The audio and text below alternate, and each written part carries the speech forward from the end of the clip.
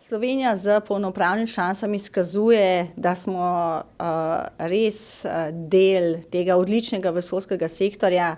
Mi temu rečemo, da smo del elite, vesoljske elite, če se lahko temu tako izrazim.